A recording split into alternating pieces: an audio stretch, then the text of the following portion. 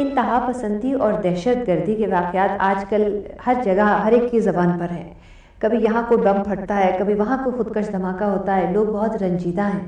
ہم سب اپنے ملک میں امن دیکھنا چاہتے ہیں، اور شہری اور حکومت کے جو بھی کارندے ہیں وہ کوشش کر رہے ہیں کہ اپنے اپنے تئیں اس کے خلاف کچھ نہ کچھ بہادری سے کریں. اس کے باوجود بہت سے ایسے لوگ بھی نظر آتے ہیں جن میں ابھی بھی کنفیوژن ہے. وہ اتنے خطرناک مسئلے کی جو وجوہات ہیں اس سے لا علم ہے. میرا نوجوانوں سے بہت رابطہ رہتا ہے، میں ان سے بات چیت کرتی رہتی ہوں، اور میں نے یہ دیکھا ہے کہ ان کے ذہن میں بہت سے سوالات ہیں. کبھی تو وہ ان لوگوں کو اچھا سمجھتے ہیں، کبھی وہ سمجھتے ہیں کہ یہ بہت برے کام کر رہے ہیں، کبھی ان کو مجاہد بنا دیتے ہیں، کبھی ان کو مجرم بناتے ہیں، کبھی سمجھتے ہیں کہ غیر ملکی سازش. تو اس سے مجھے احساس ہوتا ہے کہ ان کے ذہن میں جو سوالات ہیں ان کو کلیریفائی کرنے کی بہت ضرورت ہے. وہ پوچھتے ہیں کہ سوات میں ہمارا تو خیال تھا کہ لوگ یہ نظام عدل چاہتے تھے، پھر ہمیں بعد میں پتہ چلا کہ یہ لوگ نہیں تھے، یہ تو کوئی اور لوگ تھے جو ان کی زبان یا ان کی ریپرزنٹیشن لے گئے تھے، اور وہ کہہ رہے تھے کہ ہمیں نظام عدل چاہیے. تو پہلے وزیرستان میں بھی وہ کہتے تھے ہم اس مسئلے کو کسی اور طرح دیکھتے ہیں، بعد میں جب خبریں آتی ہیں تو ہمیں کچھ اور سمجھ میں آتی ہے. پھر ایک طرف سے ایک پروپیگنڈا چلتا رہتا ہے امریکہ کے بارے میں. تو ایک جو کنفیوژن ہے اس سے ہمیں لگا کہ بہت ضروری ہے کہ ایک اس طرح کا پروگرام کا سلسلہ شروع کیا جائے جہاں مل کر ان سوالوں کے جواب ڈھونڈیں. ہم ڈھونڈیں اس بات کا جواب کہ یہ کون لوگ ہیں، یہ لوگ کس طرح سے کمیونٹیز میں داخل ہوتے ہیں، کیسے آہستہ آہستہ وہاں کی جو مقامی پاپولیشن ہے اس کا کنٹرول اپنے ہاتھ میں کرتے ہیں، کیسے خود بخود وہ ان کے نمائندے بن جاتے ہیں، اور پھر حکومت سے ان لوگوں کی طرف سے لیڈرز کی طرح بات چیت شروع کر دیتے ہیں.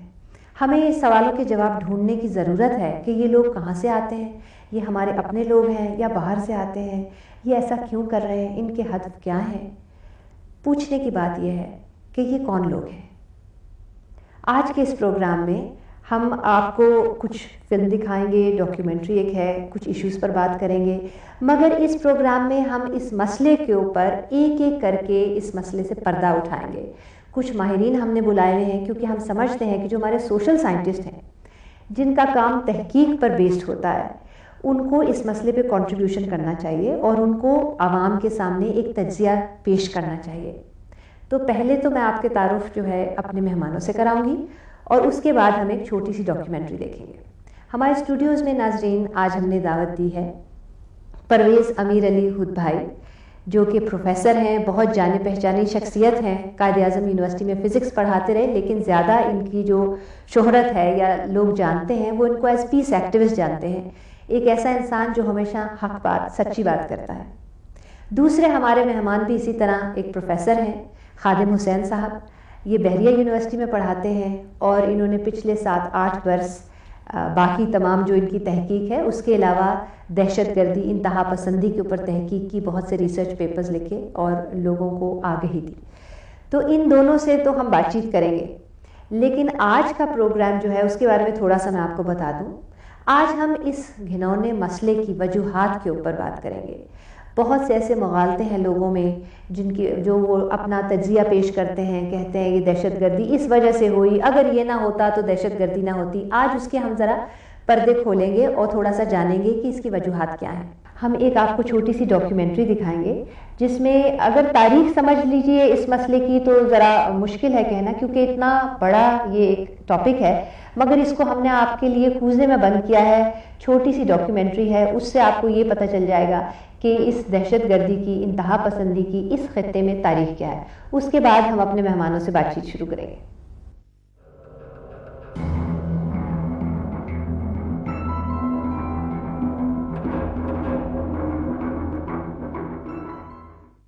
سوویت یونین اور امریکہ کے درمیان چلنے والی سرد جنگ نے تب اس خطے کو توجہ کا مرکز بنایا جب امریکہ نے سوویت یونین کو افغانستان میں شکست دینے کے لیے حکومت پاکستان اور افغانستان کے وار لارڈز کی مدد لی.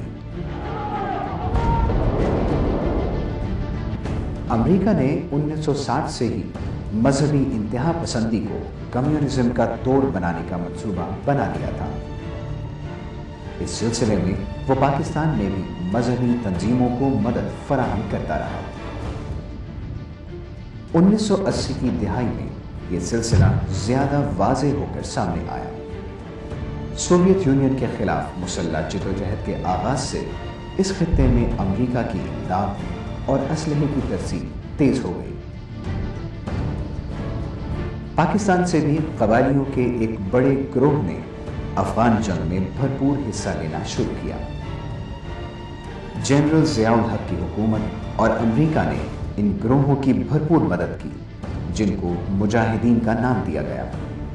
ज़िया हुकूमत ने अमेरिका के ताउन से मजहबी इंतहा पसंदी को तालीमी इदारों, मदारिस और मजहबी सियासी जमातों तक फैला दिया।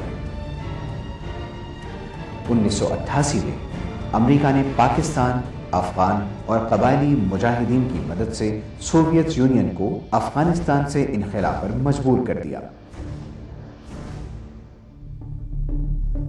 जंग के दौरान लाखों अफगान मुहाजिरीन के पाकिस्तान में मुंतकिल होने के साथ साथ नशावर अशिया, स्मगलिंग, अगवा और हथियारों की खरीदो फरोख्त का सिलसिला भी शुरू हो गया, जिसका खमियाजा भी पाकिस्तान को भुगतना पड़ा।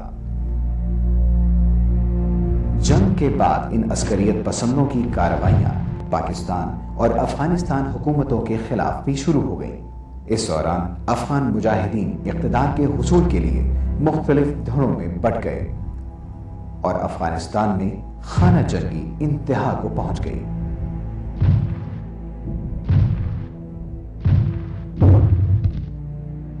इसमें आम शहरियों का कत्लेआम, चोरी चकारी, औरतों पर जुल्म और लाकानूनियत के रद्दे अमल में पहली मर्तबा 1994 में अफगानिस्तान में तालिबान का नाम सुना गया।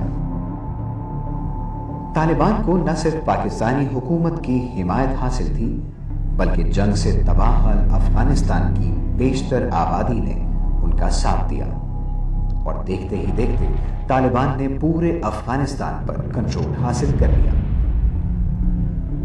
वो तालिबान जो मुजाहिदीन की लाकानूनियत के रद्दे अमल में आए थे, वो खुद इंसानी हुकूक को पामाल करने लगे। न सिर्फ उन्होंने गैर मुल्की इंतहा पसंद तंजीमों से रवाबित बढ़ाए, बल्कि उसामा बिन लादेन जैसे अस्करियत पसंदों को अपने मुल्क में पनाह देना शुरू कर दी।